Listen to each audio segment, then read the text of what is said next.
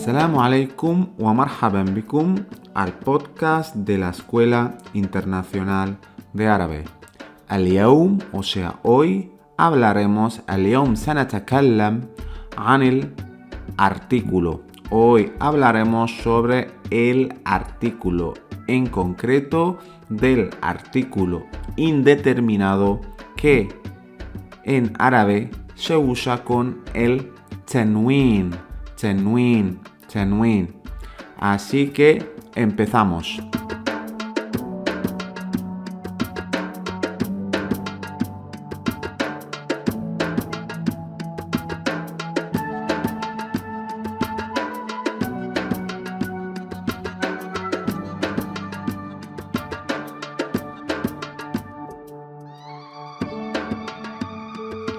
Ya vimos en su día las vocales y en árabe pues existen tres vocales, ¿no? La fatha, que es la vocal A, la kasra, que es la vocal I, y la damma, que es la vocal U. Y os preguntaréis ahora, ¿y qué relación tiene el artículo indeterminado con las vocales?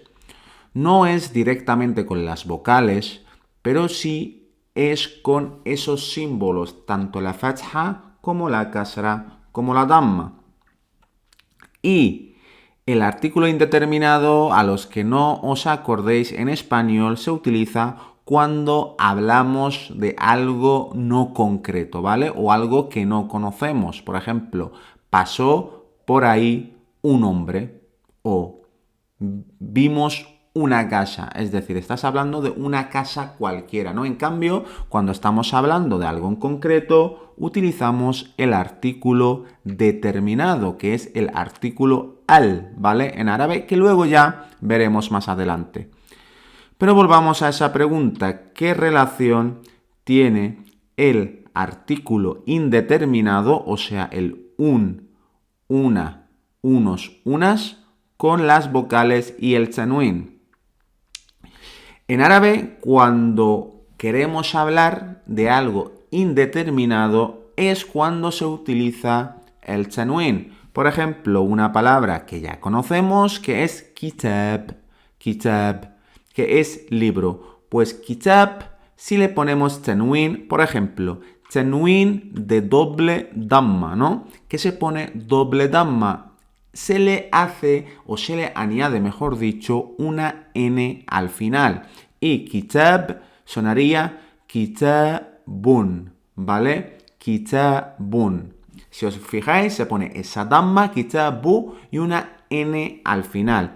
¿Por qué? Porque el tanwin, o como se le dice en español, es la nunación. La nun es una letra que todavía no hemos visto, pero digamos que esa letra nun, que es una N, o el sonido que representa la N en español, la nun, se añade al final de la palabra. De hecho, si ponemos la palabra kitab con una damma, sonaría kitabu. Pero si es con dos dammas, sonaría kitabun, ¿vale? Kitabun. Existe también el tanwin de doble fatha, kitaban, ¿vale? Es una fatha y una N al final. Y luego también el de doble kasra, que es kitabin. Y claro, ahora también os preguntaréis, kitabun, kitaban, kitabin, ¿y todo eso significa un libro? Sí, exactamente eso. A pesar de sonar diferente, significa un libro. Ahora bien, ¿es útil o práctico el tanwin? Por supuesto, cuando estamos aprendiendo desde la base, como en este caso, pues es importante conocer y saber la existencia del tanwin, porque al final el tanwin es lo que representa la indeterminación, pero luego realmente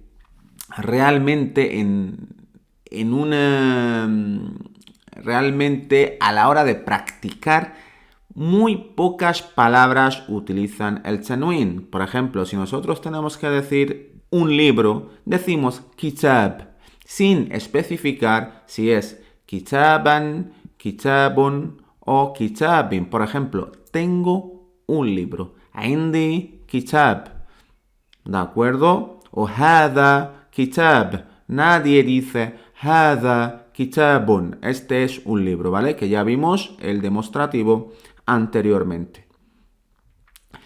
Dicho esto es un poco lo que tiene que ver el Tenuín, que tiene relación directa con la indeterminación. Algo más que podíamos añadir, sí que hay algunas palabras en árabe, sobre todo las que terminan en doble fatha o en Tenuín de fatha, que en este caso serían dos fathas, que sería an, que sí se utiliza siempre, pero son algunos casos en concreto, como por ejemplo la palabra gracias en árabe. La palabra gracias, que seguramente todos conoceréis, es shukran. Shukran.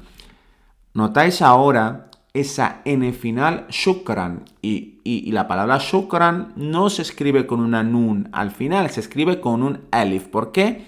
Porque a la hora de escribir, y eso es importante, cuando ponemos doble fatha, hay que añadir un alif. Y se añade prácticamente a todas las letras, menos a la letra especial ta marbuta, que también es una letra que aún no hemos visto en los capítulos que hemos grabado hasta el momento.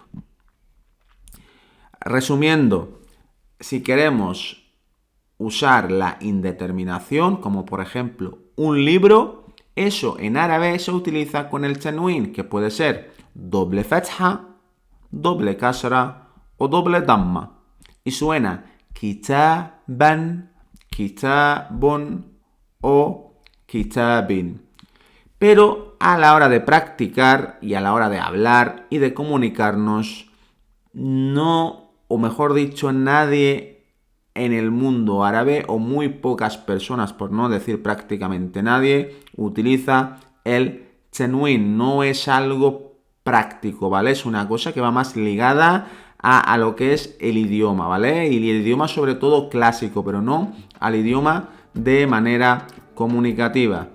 Así que nada, como siempre, si tenéis cualquier tipo de duda o pregunta o sugerencia, o no ha quedado algo claro, nos escribís y os lo comentamos y os echamos una mano. Así que nada, esto ha sido todo por hoy y nos vemos en el siguiente podcast. ¡Más salama!